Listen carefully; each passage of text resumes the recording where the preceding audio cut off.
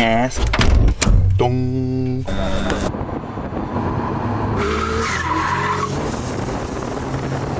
No. No. Oi. Oi.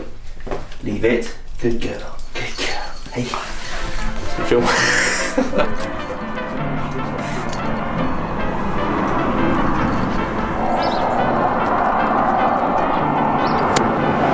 I don't think I've actually adjusted the passenger harnesses at all. I'm thinking I just chucked them in.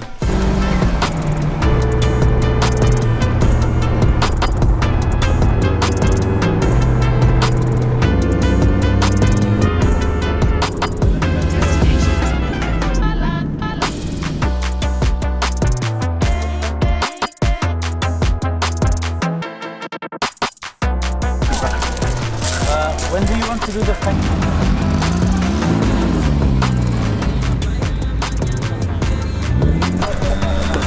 Still needs to do that.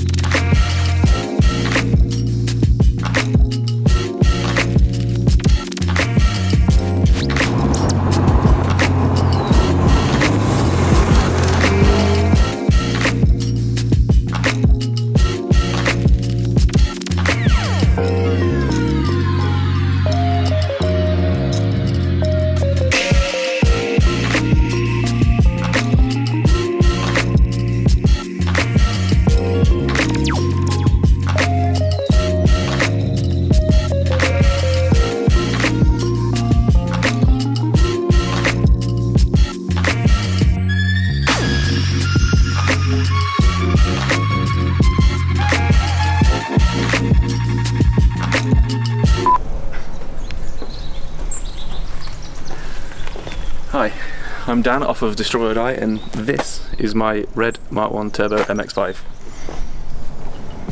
So we'll start with the obvious. It's just been painted a lovely shade of racing red by Retro Speed Shop. Ian Boot did a lovely job on it. I've always had black cars, and I've just really wanted to freshen up. Actually enjoy looking at it, driving it again, and it's amazing what a little bit of paint can do. Since we're on the outside, refreshed all the aero. It's the same front and rear bumpers and side skirts as I had on before. Also added the new vented bonnet, just like on Tom's car. Also got the Mark II version of this bonnet out now as well. And then just a simple addition of the hardtop spoiler from Carbon Miata. And I've also added the rear boot spoiler. It's like the Hakasuka style from Trap. Most of the appearance is glorified by this lovely shade of red. It's all actually one colour for once. Wheels. What size are wheel specs? They are 15 by 8 ET0. I bought these from Joan, not even going to try and say a second name, off of France. So yeah, really pleased to put them on. Fitment could be a bit better, but I actually like to drive the car fast as well. It's nice when the wheels aren't just ramming themselves in the arches, yeeting you from one side to the other. So I put magnets on the inside of the skirt, and they do work. Hey, get off. But they're held on otherwise by the door. There we go, it just comes off like that. You can actually feel the magnets like suck it back onto the wing. There we go. Dong. Moving on to the interior, there's still a few little pieces to finish off here. I've got the cowling and stuff missing, so don't worry about that. Put a Mark II dashboard in, with a nicer shape, look newer than the Mark 1s. I fitted a Raspberry Pi dash, so it's a little touchscreen with a Raspberry Pi mounted behind it. It's run by Tuner Studio, which is the tuning software for Mega Square. I had to pay, I think it was a small license fee to be able to have the full screen and the prettier looking layout. In the glove box I've got this little controller. Obviously, if I am data logging, I want to be able to look at the data on my computer or send it off to somebody. In the back of the Raspberry Pi there are a couple of USB ports, two of which run out there under the armrest heater. So you just plug the USB stick directly into them and away you go. And you don't have to pull the dash out to get to it. I've also done a full TIG welded roll cage. The cage was actually made by Tom Van Beek. Don't ask him to do another one because he hates doing them. So he made it, fitted it all up, and then Diogo, who you may have seen in some of the Instagram stories and things like that, he came and TIG welded around it all to make it nice and neat and not have to deal with all the spatter going on over the glass and everything. So yeah, he did a really good job of that. Added in a harness bar at the back to go with the new Driftworks harnesses. Just wanted a pair of matching ones really to go with the new interior. Fitted these new Sparco Sprint seats as well. Pretty comfortable, but they're not super expensive, and it's just something that fits in an MX5 as well, because a lot of them are too wide and they're poking out the window and you can't put them where you want. You have to make some sort of compromise. Fitted a new carpet, new rear shelf, everything. Just refreshed the lot basically. The steering wheel is not particularly special. It's one I've had for a long time actually, but yeah, it's a nice wooden rimmed OMP. And then obviously not missing a chance to plug a product. This is one of the Destroyer Die aluminium shift knobs. So obviously you're going to be looking at it thinking, that is amazing.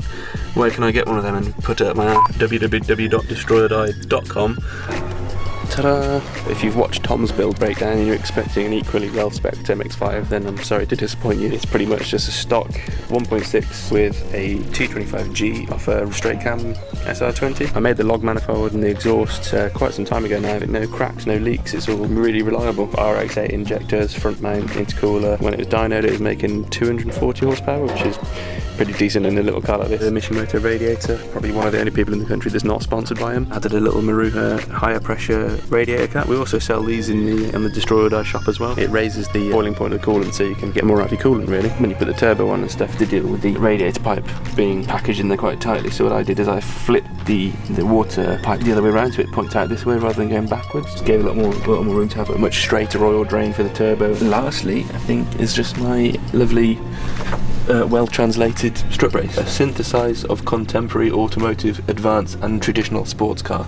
I do like a synthesize. Transmission wires, 6-speed gearbox with a competition clutch and flywheel, a Torsen Type 1 LSD off a 1.8, obviously with the thicker shafts and just generally a little bit more reliable than the 1.6 parts. So suspension wires at the front, front adjustable lower control arm, front adjustable upper control arm, and the front super knuckle. Manual steering rack reduces all the complications of a leaking fluid, boiling over and all that nonsense, and cleans up the bay a lot as well. Rack spacers, extended brake lines, HSD dual techs. We also sell those in the store obviously. Moving on to the back. Rear drop knuckle with a dual caliper mount, the adjustable rear upper arm, the shortened rear lower tubular arms. So any of the front and rear suspension stuff, you can find it all on our website on destroyerdie.com, and that's probably what you know Destroyer Die for, is the parts we make. Obviously if you do want to know any more, have a look on the website, leave some comments in the video if that helps, or email us at hello@destroyerdie.com. We'll do our best to help you out and explain any queries you might have. Oh, one more little thing. So to go with the secondary calipers, we're also doing now hydraulic brake line kits. So you can have a kit to go straight from the hydro to the secondary calipers. You can have an inline one from your main straight to the back with the fittings to go through your hydro cylinder as well. And then we also run the options of an input line you can route anywhere to have a dedicated reservoir just to that. Whether it's an inline handbrake or a secondary handbrake, we're introducing them to the store too.